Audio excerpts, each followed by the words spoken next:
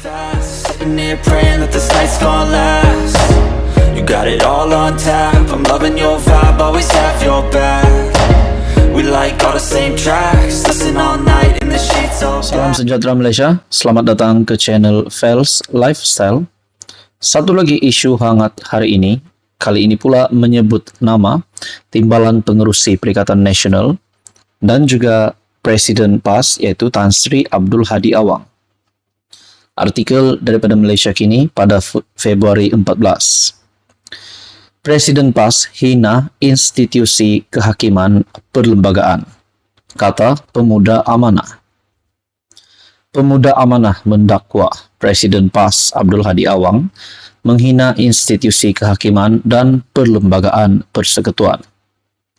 Ketuanya Hasbi Muda membuat dakwaan itu berdasarkan rencana Abdul Hadi bertajuk Meninggikan Syariat Allah Amanah Besar yang disiarkan laman web rasmi PAS hari ini.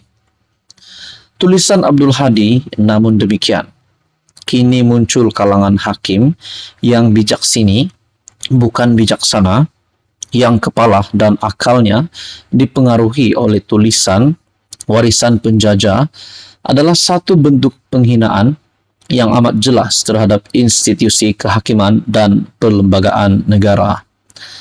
Abdul Hadi sebagai ahli parlimen yang mengangkat sumpah untuk menjunjung perlembagaan, sepatutnya beliau memahami pentingnya menghormati keputusan mahkamah yang berpandukan perlembagaan yang serupa. Tindakan yang sepatutnya diambil adalah melalui proses pindaan perlembagaan, bukan mengeluarkan kenyataan yang merendahkan martabat institusi kehakiman, kata Hasbi dalam kenyataannya.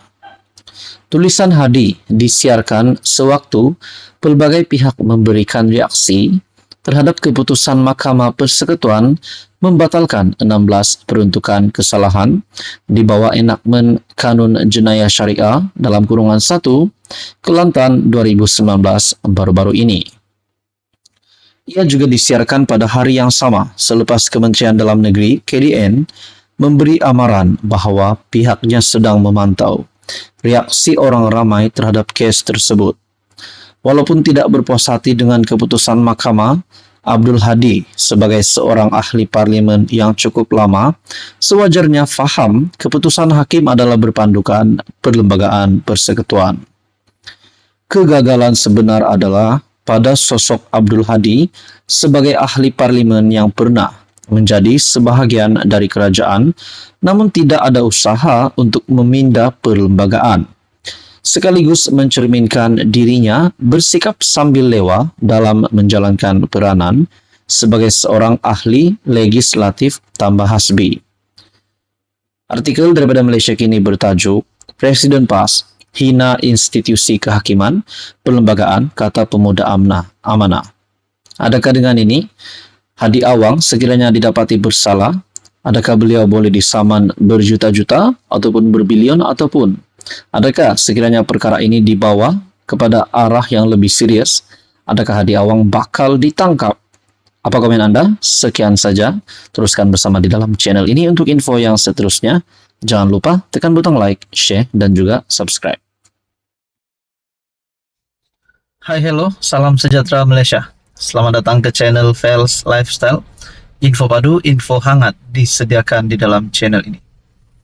Tuan-tuan dan puan yang amat dihormati, selepas selesai isu pengampunan Najib, mungkin belum selesai sebab masih ada yang tak puas hati berkaitan dengan isu pengurangan hukuman dan denda yang dihadapi Najib Razak bekas Perdana Menteri.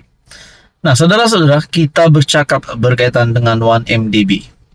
Terkini, mesti ada yang tertanya-tanya, di mana Joh Loh sekarang? Ataupun Loh Tek Joh. Di mana beliau berada sekarang? Adakah beliau hilang, larikan diri, ataupun ada yang pernah mempersoalkan, adakah Loh Tek Joh sudah meninggal? Nah, itu semua menjadi persoalannya, saudara-saudara. Satu perkongsian terkini daripada Syabuddin Husin. Nak kata apa lagi? Joh Loh adalah proksi Najib, kata saksi 1MDB. Nah, Saksi 1MDB sudah bersuara. Dan kalau ada yang bertanya, berita berkaitan Law Tekjo, nah di sini kita boleh mendengar ulasan daripada Syahabuddin Husin. Tindakan-tindakan Law Tekjo ataupun Joh Law dalam 1MDB membuatkan dia dilihat seperti proksi bekas Perdana Menteri Najib Razak.